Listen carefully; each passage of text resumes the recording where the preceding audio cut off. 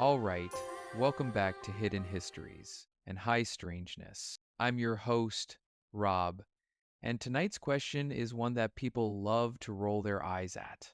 What if Close Encounters of the Third Kind isn't just a movie? What if it's the most accurate alien contact story ever put on screen?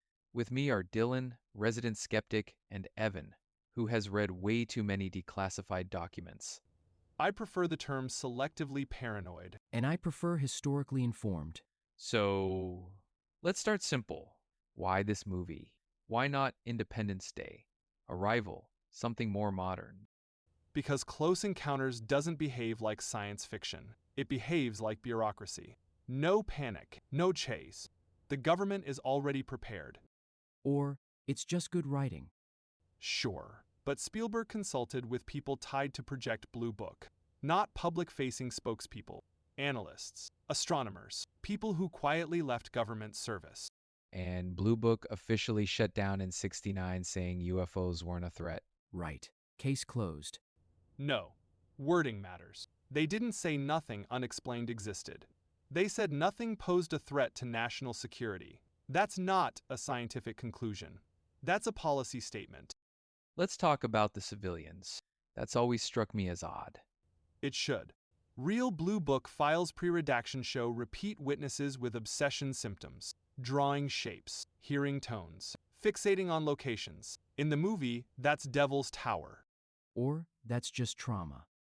Except multiple people, independently, obsess over the same thing. Blue Book called it post-event confabulation. Internally, they debated whether it was signal reception. Okay, but the aliens. Why the music thing? That's pure Spielberg whimsy. It's actually not. CIA analysts have said nonverbal authentication is standard tradecraft. Language lies. Math doesn't. Frequency doesn't. So, you're saying the five-tone sequence is a handshake? Or a challenge response. Proof you're on the same channel. Let's say contact happens. Why the secrecy? Why not tell everyone? Because secrecy is stability. CIA containment doctrine says you don't introduce paradigm-shifting information all at once. You normalize it. Which the movie does.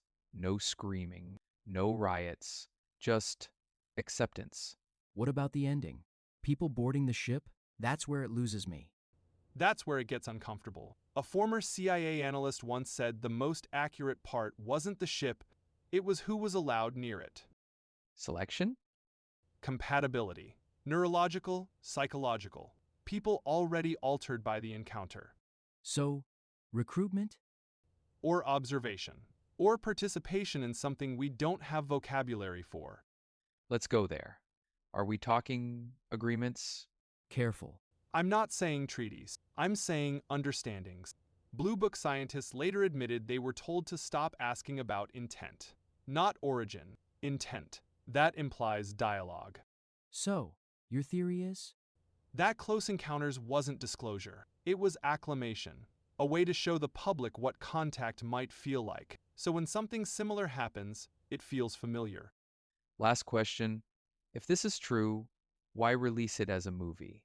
Because fiction is deniable. You can say everything and claim none of it matters. And if it's not true?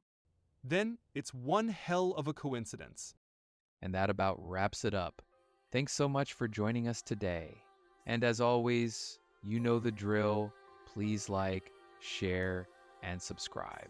And if you have any suggestions for future topics that you'd like for us to discuss, feel free to pop them down below in the comments section. Your input truly makes a difference next week. Why the phrase national security shows up every time the truth doesn't. Until then, stay curious.